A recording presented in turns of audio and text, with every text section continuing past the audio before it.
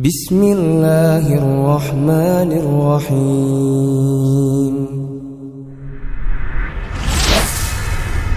Assalamualaikum warahmatullahi wabarakatuh. Waalaikumsalam warahmatullahi wabarakatuh. Bismillah, alhamdulillah. Ustaz, ana termasuk sering baca buku antum Muamalah Kontemporer yang cetakan ke-13. Cuman ana 13. Sekarang sedang akan terbit ke-20.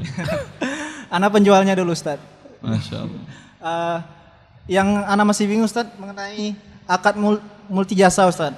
Multi jasa. Iya, karena ana sendiri ingin menerapkan itu, cuman masih takut karena ada beberapa hal yang masih membingungkan. Khawatirnya itu terjerat riba, Ustaz, karena kan orang itu nanti akan membeli jasa. Misalnya saya ingin kuliah kan, orang itu akan istilahnya membooking, kemudian nanti dia jual ke ana, begitu kan, Ustaz kan? Sebentar saya jelaskan.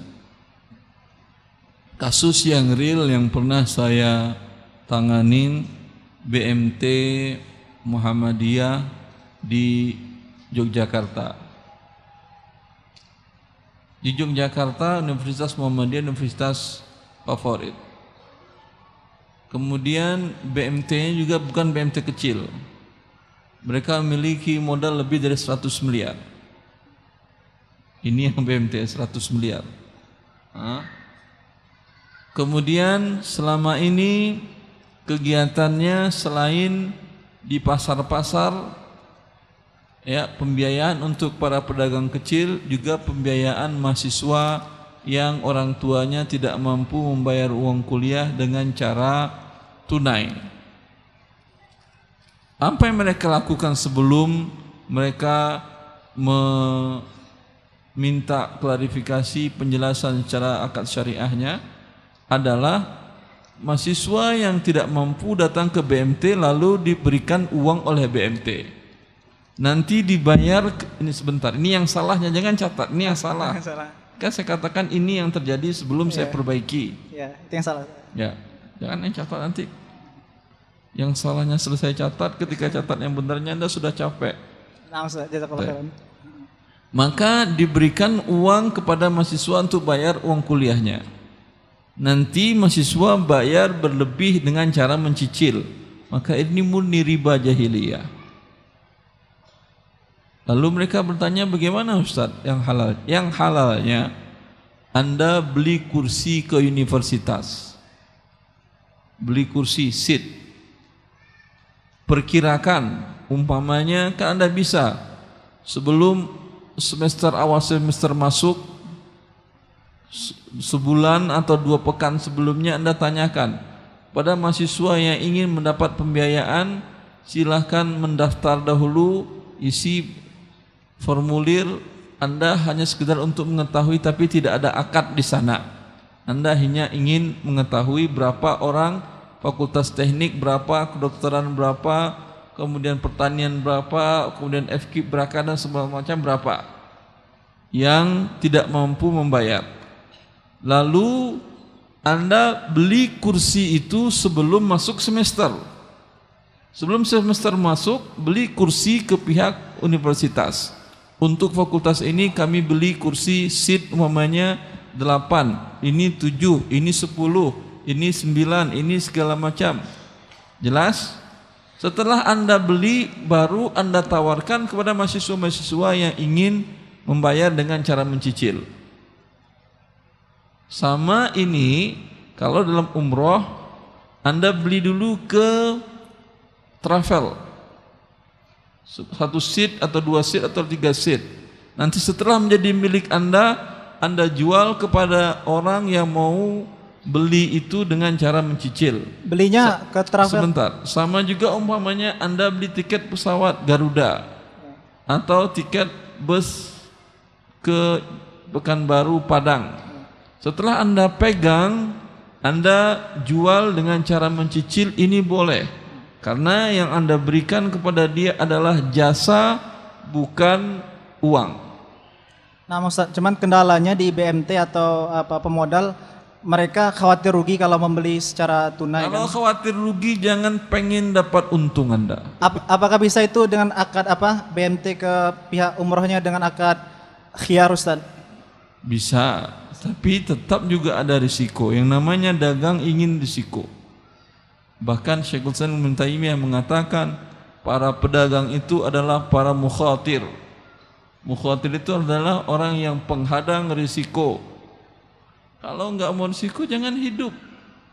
Berdiri begitu juga ada risiko Anda kan ya. Saya duduk di sini juga ada risikonya. Risiko kena ain, kena segala macam dan banyak risiko namanya hidup. Jelas? Belum Ustaz. Belum. Masih ada. Pertama Anda beli dulu. Ya. Kemudian dalam kasus Muhammadiyah tadi, ini BMT kan milik Muhammadiyah.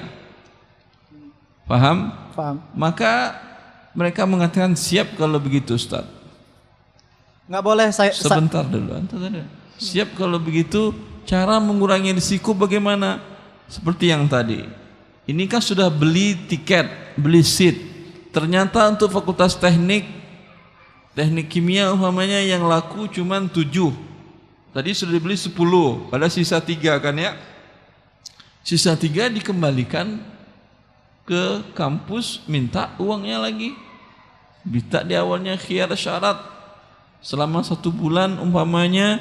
Kalau tidak ada mahasiswa yang beli, bisa dikembalikan lagi oleh pihak universitas. Jelas sekarang? Baiklah Ustaz. Bisa atau tidak?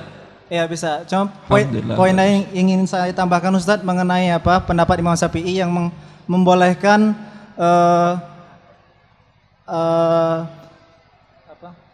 membolehkan akad salam tunai Ustaz. Apakah itu termasuk ikhtilaf yang boleh berlapang dada kita semua Ustaz? Imam Syafi'i membolehkan salam tunai hubungannya dengan multi jasa maksudnya atau apa ini? Pertanyaan kedua ini. Itu ya, pertanyaan kedua Ustaz. Pertanyaan kedua. Karena itu menyangkut paut dengan usaha saya juga Ustaz. Enggak paham saya. Ini pertanyaan kedua atau yang masih yang tadi? Kedua berarti ya? Iya, pertanyaan kedua. Kedua. Salam tunai mazhab Imam Syafi'i membolehkan. Ya. Di buku antum disebutkan kalau Imam Syafi'i membolehkan akad salam tunai. Cuman beberapa ulama yang lain tidak membolehkannya dan antum menguatkan itu. Cuman dengan pendapatnya Imam Syafi'i tadi, apakah itu termasuk ikhtilaf yang boleh kita berlapang dada Ustaz dengan masing-masing itu? Ya tergantung mana yang Anda rojihkan atau Anda tanyakan kepada ulama mana yang rojih menurut dia.